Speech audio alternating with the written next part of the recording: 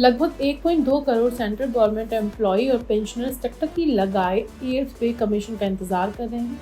वैसे तो सरकार ने इस साल की शुरुआत में ही ये ऐलान कर दिया था कि 8th पे कमीशन आने वाला है, लेकिन अभी तक इस आयोग से जुड़ी किसी भी घोषणा पर सरकार की तरफ से ऑफिशियल नोटिफिकेशन या अनाउंसमेंट नहीं हुआ है। इसीलिए लोगों को लगने लगा है कि 8th पे कमीशन आने में देरी हो सकती है। लेकिन अब पता चल रहा है कि सरकार दिवाली से पहले ही 8th पे कमीशन के गठन का ऐलान कर सकती है। अब आप सोच रहे होंगे कि अचानक ऐसा क्यों? तो वजह साफ है, सरकार पर एम्प्लॉय यूनियन की तरफ से दबाव बढ़ रहा है। साथ ही अगले साल 7वां वेतन आयोग समाप्त हो रहा है। ऐसे में 8th पे कमीशन की घोषणा करना ज़रूरी हो जाएगा।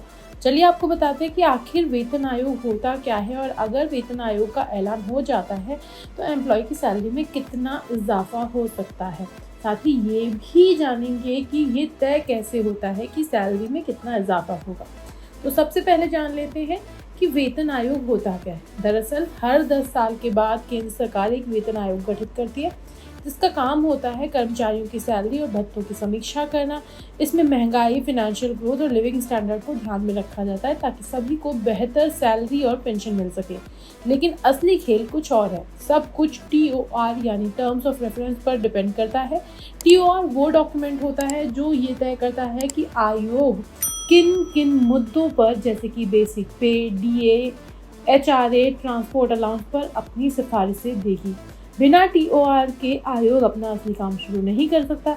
इसीलिए फिलहाल हर तरफ इसी का इंतजार हो रहा है। माना जा रहा है कि सरकार इसी का दिवाली के पहले ऐलान कर देगी। सैलरी कितनी बढ़ेगी ये फिटमेंट फैक्टर पर डिपेंड करता है। अब फिटमेंट फैक्टर क्या होता है? सबसे ज़रूरी सवाल यही है, फिटमेंट फैक्टर आखिर क्या है? सीधा सा फॉर्मूला है, पुरानी बेसिक सैलरी को फिटमेंट फैक्टर से जब गुणा कर देते हैं तो नई बेसिक सैलरी तय हो जाती है। एग्जाम्पल के लिए 7वें कमीशन में फिटमेंट फैक्टर 2.57 था।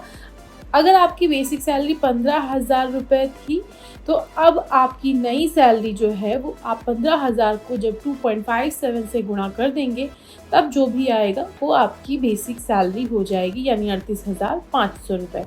अब दूसरा सवाल कि 8वें कमीशन में फिटमेंट फैक्टर कितना हो सकता है। इस बार मीडिया रिपोर्ट्स और एक्सपर्ट्स के अनुसार फिटमेंट फैक्टर जो है वो 2.86 तक जा सकता है। यानी इसी फॉर्मूले को अगर आप लगाएंगे और 25,000 को 2.86 से गुणा करेंगे तो 71,500 आएगा और यही आपकी नई बेसिक सैलरी होगी। यानी आपकी बेसिक सैलरी में पूरे 46,000 रुपये का इजाफा होगा। 8वें वेतन आयोग के लागू होते ही लगभग 1.2 करोड़ कर्मचारी और पेंशनर्स को सीधे फायदा मिलेगा। सैलरी में 30 से 34% का इजाफा हो सकता है। इससे लिविंग स्टैंडर्ड और सेविंग्स दोनों बेहतर होंगी। सिर्फ सैलरी ही नहीं, पेंशनर्स की पेंशन में भी बढ़ोतरी तय है। नए पे कमीशन के बाद में सैलरी स्ट्रक्चर पूरी तरह बदल जाएगा, जिससे भविष्य की सिक्योरिटी बढ़ेगी। अगर आपको ये वीडियो अच्छा लगा तो कमेंट करके बताएं। साथ ही चैनल को सब्सक्राइब करना ना भूलें और ये भी बताएं कि क्या आप भी 8वें वेतन आयोग का इंतज़ार कर रहे हैं।